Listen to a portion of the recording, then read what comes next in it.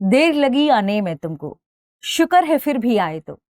ये लाइनें फिट बैठ रही हैं इस बार के साहित्य अकादमी पुरस्कार 2025 को लेकर, क्योंकि साहित्य अकादमी पुरस्कार 2025 की घोषणा 3 महीने देरी के बाद हुई है।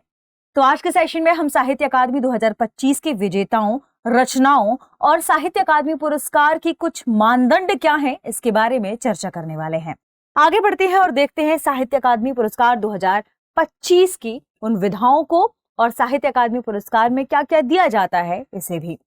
साहित्य अकादमी ने 16 मार्च 2026 को अपने द्वारा मान्यता प्राप्त 24 भारतीय भाषाओं में वार्षिक साहित्य अकादमी पुरस्कारों की घोषणा की है। साहित्य अकादमी पुरस्कार 2025 में इस बार 8 काव्य संग्रह, 4 उपन्यास, 6 लघु कथा संग्रह, 2 निबंध, 1 साहित्यिक आलोचना, 1 आत्मकथा और 2 संस्मरणों को सम्मानित किया गया है। हर वर्ष साहित्य अकादमी एक स्थापित प्रक्रिया के जरिए अपने द्वारा मान्यता प्राप्त 24 भाषाओं में पुरस्कार प्रदान करती है। इस बार देर हुई क्योंकि सरकार ने एक नई प्रक्रिया को मंजूरी देने की बात कही थी। बात कर लेते हैं कि इसमें कौन कौन से अवार्ड दिए जाते हैं।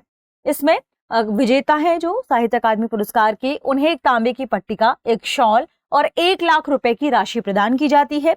इस बार 31 मार्च 2026 को नई दिल्ली में आयोजित एक स्तुति समारोह में इन्हें प्रदान किया जाएगा ये अवार्ड। अब बात कर लेते हैं कि किन्हें हिंदी, अंग्रेजी, तमिल आदि का साहित्य अकादमी पुरस्कार प्रदान किया गया है। अंग्रेजी भाषा में नवतेज सरना को उनके उपन्यास क्रिम्सन स्प्रिंग के लिए यह अवार्ड दिया गया है। हिंदी साहित्य में लेखिका ममता कालिया को उनके संस्मरण जीते जी इलाहाबाद के लिए यह अवार्ड मिला है। मलयालम साहित्य की यदि बात करें तो एन प्रभाकरन को उनके उपन्यास माया मनुष्य के लिए यह अवार्ड प्रदान किया गया है।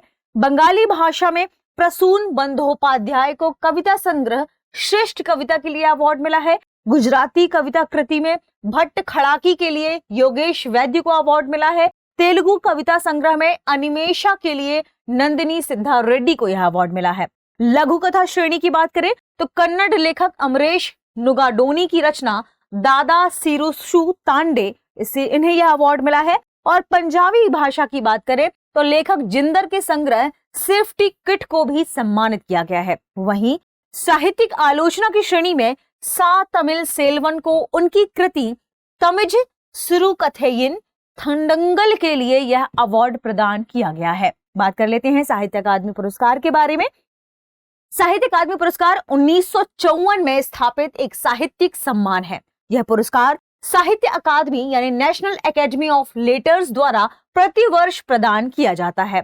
अकादमी द्वारा प्रत्येक वर्ष अपने द्वारा मान्यता प्रदत्त 24 भाषाओं में साहित्यिक कृतियों के साथ ही इन्हीं के अनुवाद यानी इन्हीं भाषाओं में परस्पर साहित्यिक अनुवाद के लिए भी पुरस्कार प्रदान किए जाते हैं। तो साहित्य अकादमी में बेहतर प्रदर्शन के लिए इन भारतीय भाषाओं में जिन 24 भाषाओं की बात की गई है, ध्यान रखिएगा ये 24 भाषाएं जो इन साहित्य अकादमी द्वारा ही मान्यता प्राप्त है और इन्हीं के अनुवाद के लिए अवार्ड मिलता है।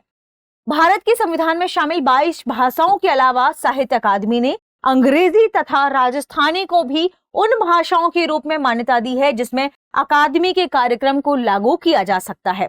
साहित्य अकादमी पुरस्कार ज्ञानपीठ पुरस्कार के बाद भारत सरकार द्वारा प्रदान किया जाने वाला दूसरा सबसे बड़ा साहित्यिक सम्मान है और इस बार जो 60वां ज्ञानपीठ पुरस्कार मिला है, कौन सा 60वां ज्ञानपीठ पुरस्कार मिला है आर वेरामुथु को और हमने इनके बारे में भी चर्चा की है। आप उसी दृष्टि पीसीएस में ही देख सकते हैं, आपको वो भी मिलेगा। इसके अलावा आपको कमेंट सेक्शन में बताना है कि 59 ज्ञानपीठ पुरस्कार किसे दिया गया है। ठीक है, आगे बढ़ते हैं और देखते हैं साहित्य अकादमी के मानदंड को। लेखक के पास अनिवार्य रूप से भारतीय राष्ट्रीयता होनी चाहिए। पुरस्कार के लिए पात्र पुस्तक, रचना का संबंधित भाषा और साहित्य के क्षेत्र में उत्कृष्ट योगदान होना चाहिए।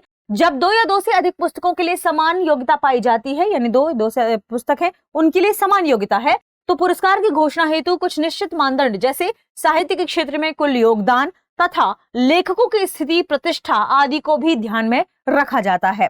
देखते हैं आज के प्रश्न को। प्रश्न क्या है, साहित्य अकादमी पुरस्कार कितनी भाषाओं में दिया जाता है? Option A 18, option B 22, option C 24, option D 28। इस प्रश्न का सही जवाब कमेंट सेक्शन में देना ना भूलें। मिलते हैं अगले वीडियो में। शुक्रिया। अब एग्जाम की तैयारी को और बेहतर करने के लिए हमारे चैनल को लाइक, शेयर और सब्सक्राइब करना ना भूलें।